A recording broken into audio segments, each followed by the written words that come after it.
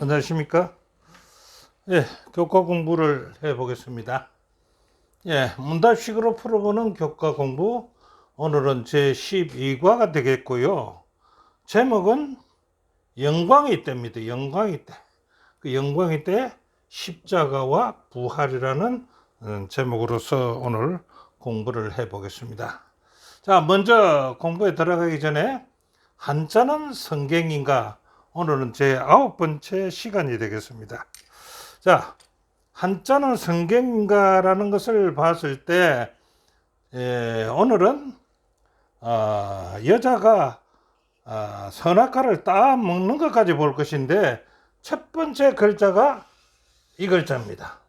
이 글자가 무슨 글자냐 같으면은 자, 이게 누굽니까?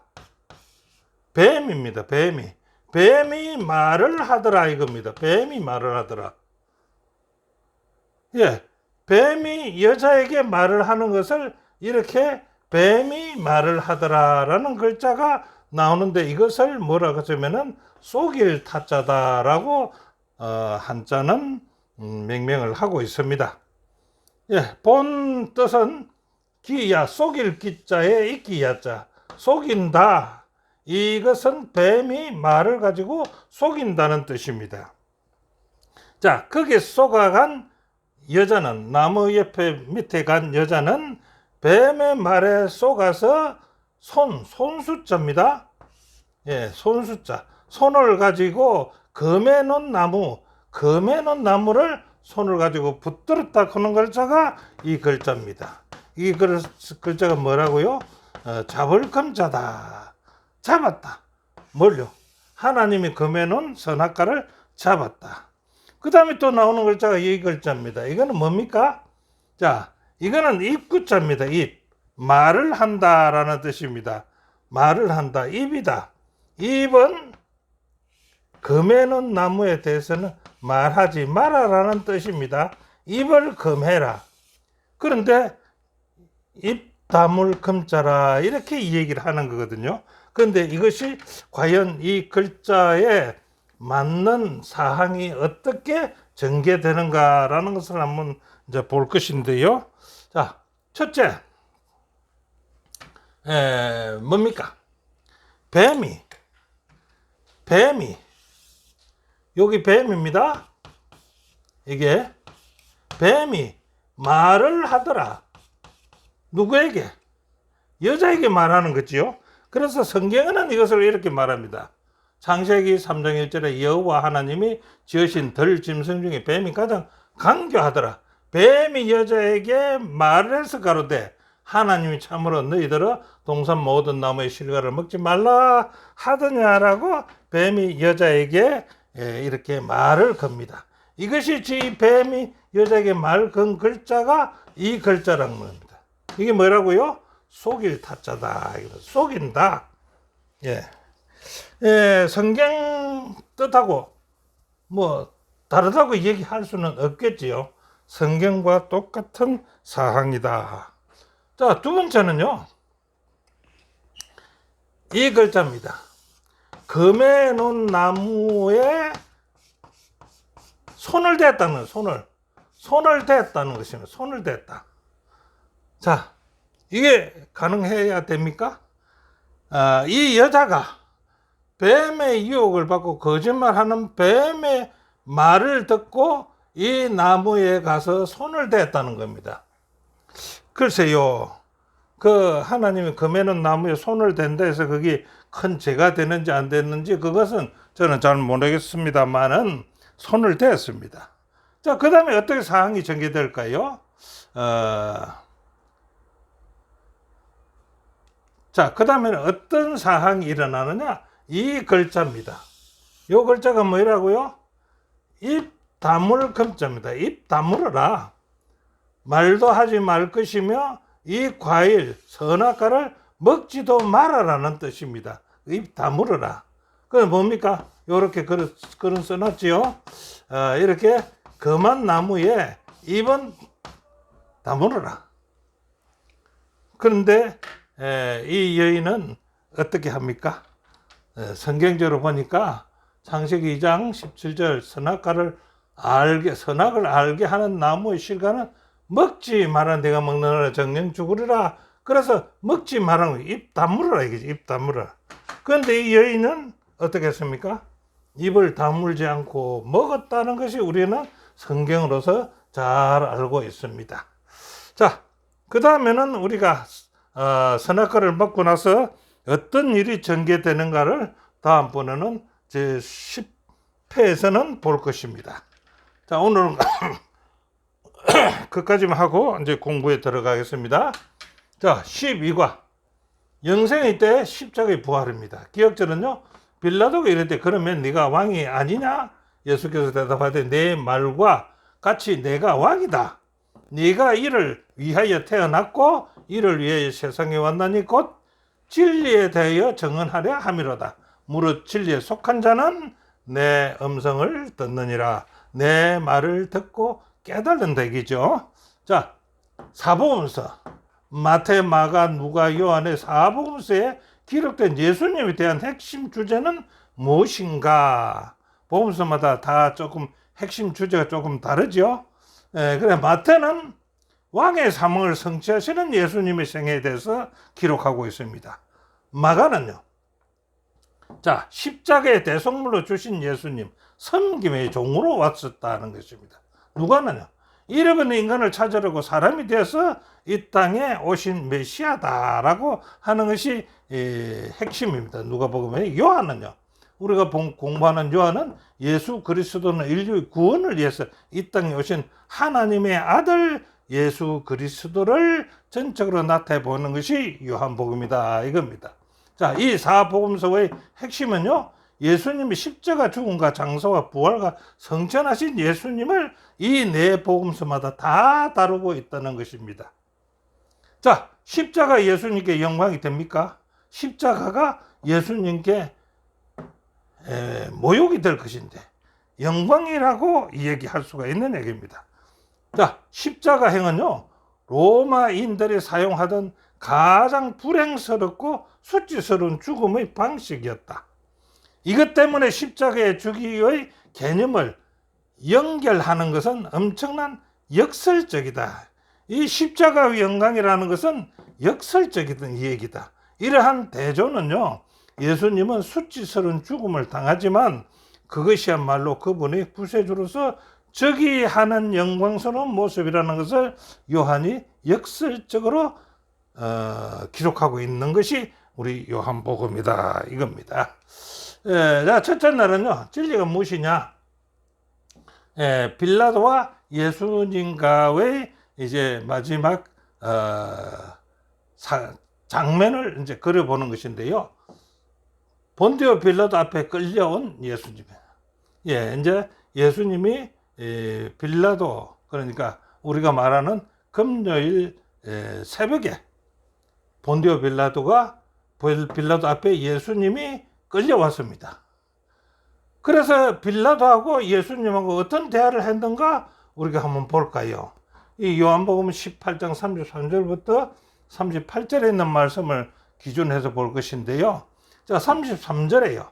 빌라도가 예수님을 불러서 가로되 네가 유대인의 왕이냐 이렇게 신문을 합니다. 그러니까 예수님이 대답이 뭐라고 합니까?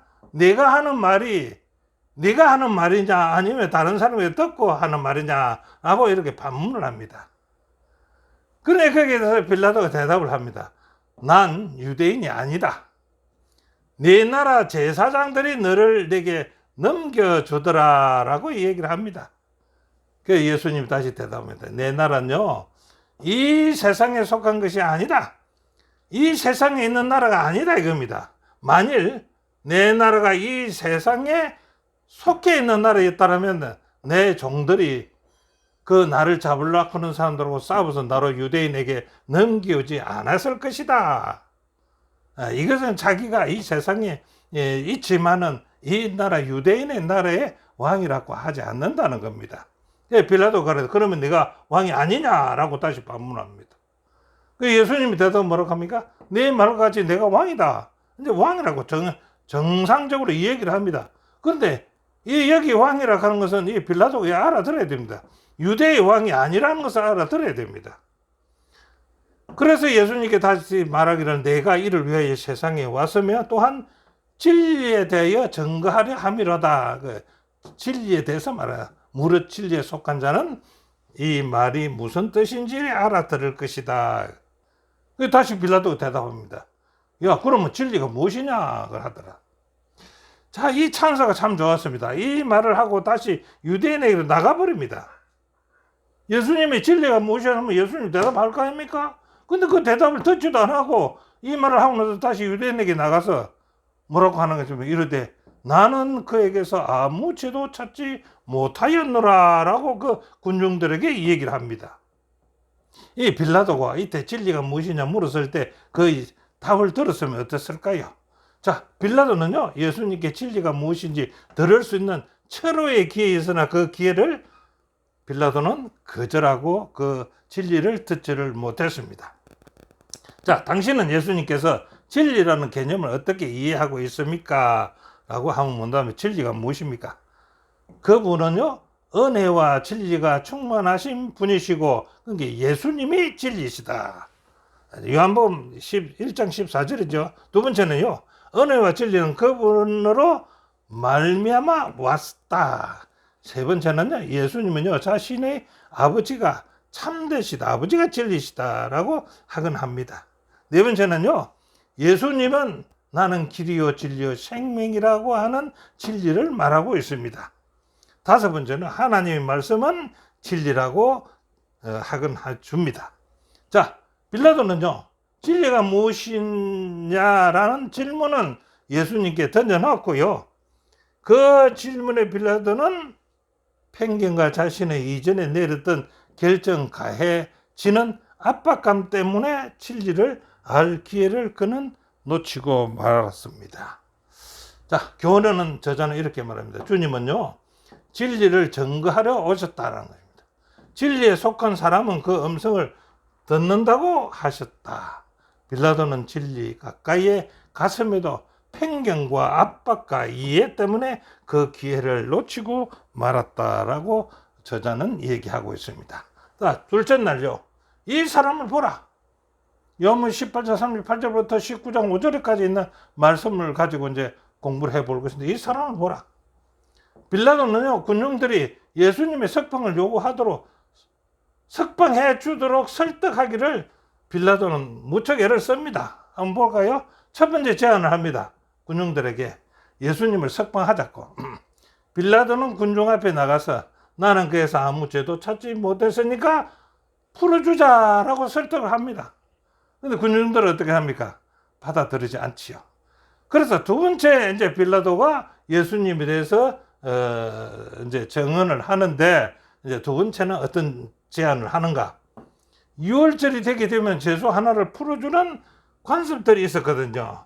그래서 그날 하나 죄수를 하나 풀어줄 건데 너희가 말하는 유대인의 왕을 풀어주기를 원하느냐라고 묻습니다. 군중들은 어떻게 할까요? 군중들은 놀랍게도 무고한 예수님에 대해서 흉악한 강도 바라바를 석방해 달라고 요구하는 겁니다. 이 엄청난 사건 아니겠습니까?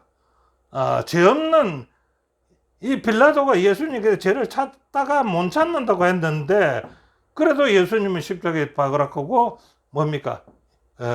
그 바나바 아주 흉악한 바나바를 풀어주라라고 얘기합니다. 자, 그러니까 빌라도가 입장이 난처합니다. 그래서 세 번째 제안을 다시 합니다. 이제 그 빌라도가 꾀를 부려보지요. 어떻게 합니까? 예수님을 흉악한 죄인이 받는 형벌을 받게 합니다. 십자가 죽이지는 하지 말고요.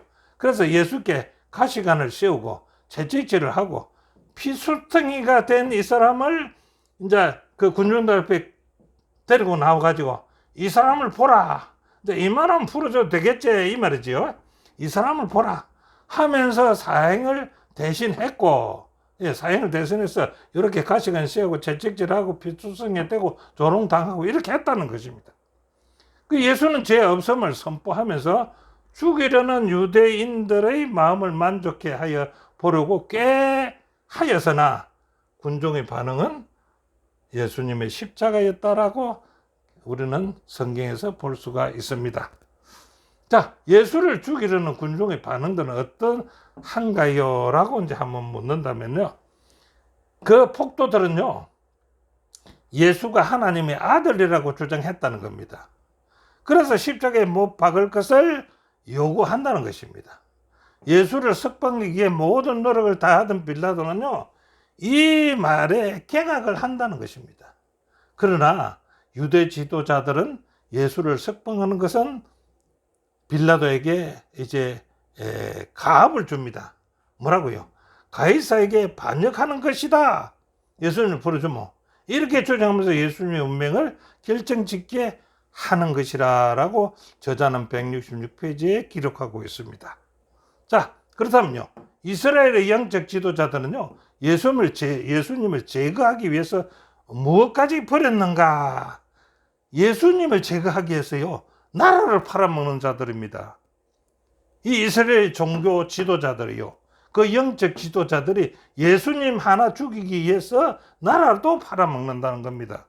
어떤 사건입니까? 지도자들은요, 자신들에게는 가이사 외에는 왕이 없다. 그래서 가이사의 통제를 저들은 그냥 받겠다 이겁니다. 우리나라는 소용없고 그 통제를 받겠다. 이는 예수에 대한 그들의 깊은 정오심이 그들의 민족적 열망보다는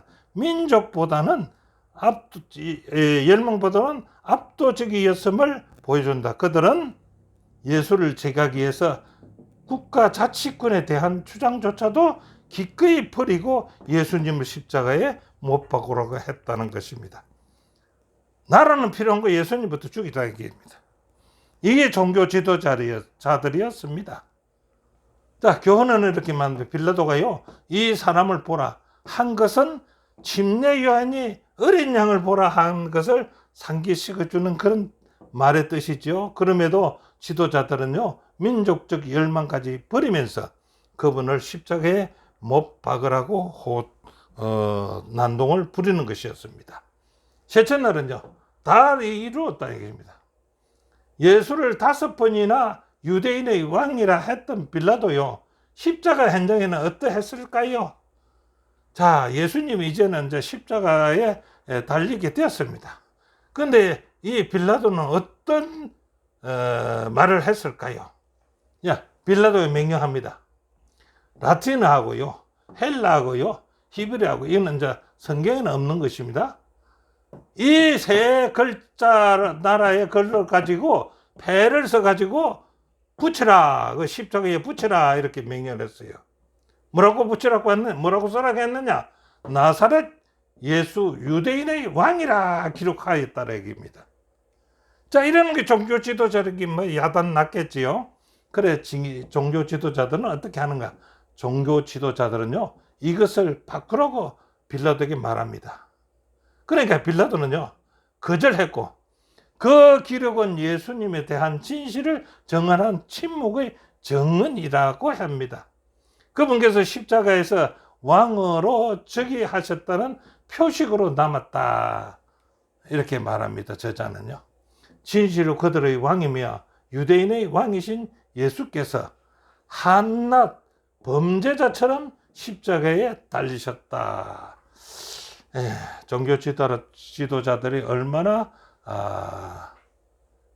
어떤 사람들인가를 우리는 볼 수가 있겠습니다. 자, 빌라도가 십자가 위에 유대인의 왕이라고 써서 붙인 이유는 무엇일까요? 무슨 이유가 있을 거 아닙니까? 물론 빌라도가 신문할 때 예수님은 5번이나 죄 없는 자다라고 얘기했고 유대 왕이냐라고 말한 것도 있지 않습니까? 예수님 머리에 이 패를 붙이도록 한 이유는요, 빌라도보다 또 유대인들보다 더 높은 권세, 하나님의 권세에 의하여 지시된 것이었다라고 시대의 소망에는 이야기하고 있습니다. 빌라도가 써붙이고 싶어서 써붙인 거 아니다 얘기입니다. 하나님이 갖다 써붙이라고 그 명령을 했다는 것입니다. 그래서 빌라도는 자기가 십자가의 위에다가 예수님 머리에다가 패를 붙이는데 그것은 유대인의 왕이라고 써붙이라라고 얘기했다는 것입니다. 자, 십자가에서 예수님은요, 어머니에 관한 어떤 감동적인 일이 일어났는가? 십자가에서 돌아가시면서 자기의 어머니는 십자가 밑에 있었습니다. 거기에 여러 여자들도 있었지만 거기에 또 누구도 있었을까요? 요한도 있었습니다. 예수님을 가장 사랑했던 요한, 거기 같이 있습니다. 자, 이제 죽음이 임박한 순간에요, 예수님은 십자가 아래에서 눈을 들어보니까 여자가 보였습니다. 자기 어머니가 보였습니다. 그래, 그 어머니를 보고 여자여 보소서, 아들이니이다. 누구를 가리키고요? 그 옆에 있는, 그 마리아 옆에 있는, 예수님의 어머니 마리아 옆에 있는 요한을 보면서 여자여 보소서, 아들이다 라고 얘기합니다. 그리고 요한에게 또 다시 말하지요. 보라, 네 어머니라고 부탁을 합니다. 이렇게 말씀하시는 겁니다. 예수께서 돌아가실 때 하신 다 이루었다는 말은 무슨 뜻인가? 예, 다 이루었단 말은요, 헬라 동사 텔레오, 끝내다, 완수하다. 뭔가 자기의 임무를 끝내고 완수했다는 뜻입니다. 이 말씀은요, 성경을 응하게 하려 사용되었고 다 이루었다라고 말씀하셨을 때 예수께서는 아버지께서 당신에게 주신 일을, 당신에게 맡기신 일을 완전히 성취하고 완결했다는 것이다라고 169페이지에 저자는 기록하고 있습니다. 자, 교훈은요, 빌라도는 나사렛 예수 유대인의 왕이라고 그분에 대한 진실을 기록했다. 예, 예수님은요, 성경에 기록된 말씀을 성취하시고 아버지께서 맡기신 일을 모두 다 이루셨다라고 저자는 기록하고 있습니다. 자, 넷째 날요, 빈 무덤입니다. 자, 어떻게 사항이 전개되는가 봅시다. 예수님이 십자가에 돌아가신 후 사건은 어떻게 전개되는가요? 요한복음 20장 1절부터 7절에 있는 말씀인데요. 첫째, 예수님은 금요일 늦은 오후에 돌아가셨지요. 그리고 일요일에 일찍이 부활하셨습니다. 자, 그분을 장사하던 때가 안식일이 가까웠기 때문에 그 장례 절차는 서둘러서 진행되었기 때문에 완전하게 마무리되지는 않았더라는 것입니다. 자, 예수님을 매우 사랑하였던 제자들은요, 안식일을 지키려고 무덤에 가지 않았습니다. 예. 자, 안식일이 지나고 나서 어떤 일이 있을까요? 일요일 아침에 여인 몇 명이 향품을 사서 무덤으로 갔습니다. 그런데요, 놀랍게도 돌이 굴러져 나가고 있었다는 것입니다. 그런데 그 안을 보니까 무덤은 비어 있는 것을 그들은 봅니다. 자, 막달라 마리아는요, 자신이 본 것을 말하기 위해서 베드로와 요한에게로 달려갔습니다. 두 제자에게 달려가서 이 얘기를 하니까 두 제자는 무덤으로 다시 달려갔고요, 요한이 베드로보다 먼저 갔다는 것입니다. 근데 도착해가지고 허리를 굽혀서 무덤 안을 들여다보니까 예수님을 감쌌던 세마포만 보이고 예수님 시체는 보이지 않았다. 그러나 그는 무덤 안으로 들어가지는 않았다는 것입니다, 요한은. 근데 베드로는 안으로 들어가서 세마포가 놓여 있는 것을 보고요, 예수님의 머리에 썼던 천은 다 개어져서 다른 수위와는 따로 놓여 있었다는 것입니다. 이 머리에 썼던 천을 개어져 있었다는 이것이 하나의 큰 사건이 될 수가 있다는 것입니다. 예수님의 얼굴을 덮었던 천이 개어져 있었다면 그 이유는 무엇일까요? 왜 수위는 그대로 놓여져 있는데 그 머리에 쌌던 수건은 개어져 있었을까? 다 가저름하게 개어져 있었다는 것입니다. 자, 이것을 어떻게 볼까요? 예수님의 시체가 도둑 맞았다는 주장이 많았지요.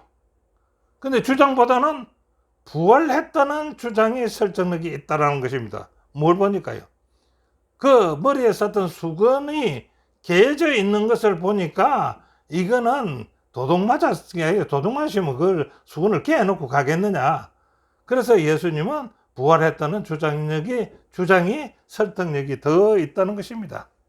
첫째, 마태복음은요, 무덤을 굳게 지키고 있었다고 말함으로써 도벌꾼이 와서, 도둑놈이 와서 예수님 시체 가지고 갔다는 것은 아주 희박하다. 이게.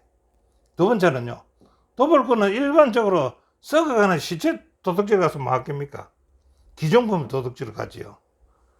셋째는 도벌꾼은 급하게 서두르기에 수위를 접지 않을 것이야. 만약 시체를 도둑질 간다 하면, 따라서 요한은 머리에 쌌던 전이 접힌 것을 보고 예수님이 죽은 자 가운데서 부활하셨다고 믿을 수 있는 증거가 된다라고 말하고 있다는 것입니다.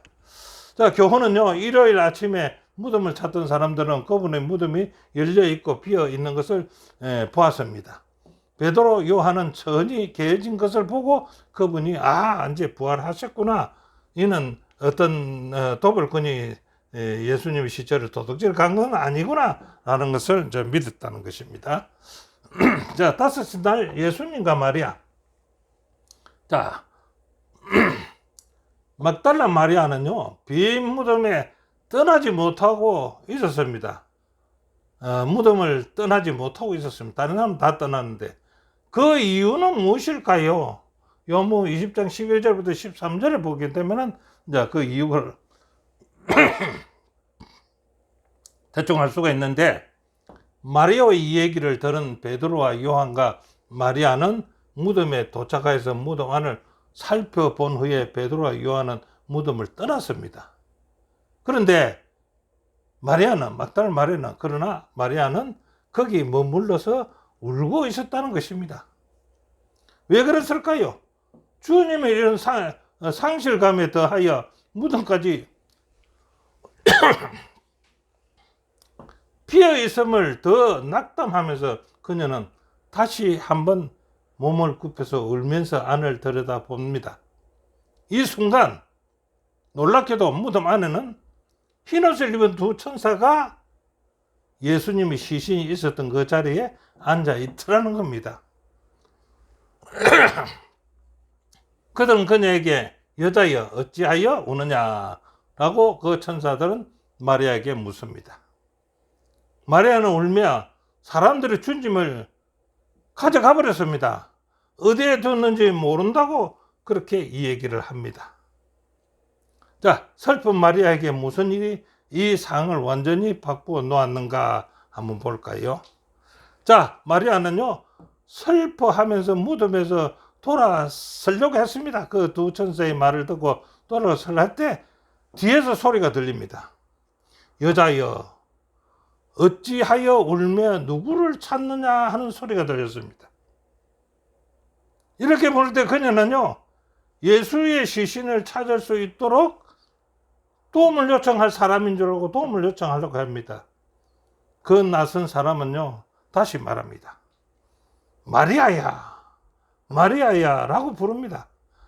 그 부르는 소리에 그 기익은 그 한마디에 놀란 마리아, 예수님이시구나 하고서는 그를 붙들려고 합니다. 그때 예수께서는 자신이 아버지께로 올라가지 않았기 때문에 자신을 붙들지 말라고 말하고 있습니다. 그래서 예수님이 부활함을 마리아에게 보여주었습니다. 그리스도의 부활이요, 우리의 신앙에 어떤 역할을 할까요? 고린도서 15장 14절요. 그리스도께서 만일 다시 살지 못하셨으면 우리의 전파하는 것도 헛것이 되고 또 우리가 믿음도 헛것이 되고, 주님의 부활은 우리의 소망의 절정이 있다는 것입니다. 우리의 소망의 절정에 예수님의 부활이 있다는 것입니다.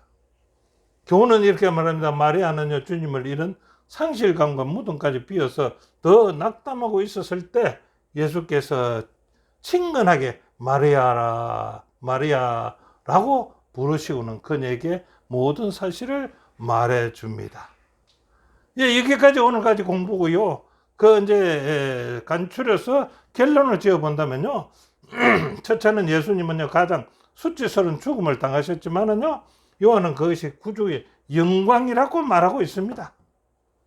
두 번째는 요한은 십자가를 예수님이 적이로서 제시했습니다. 십자가 죽음이 아니라 예수님의 왕의 적이 하는 것이다 이거죠.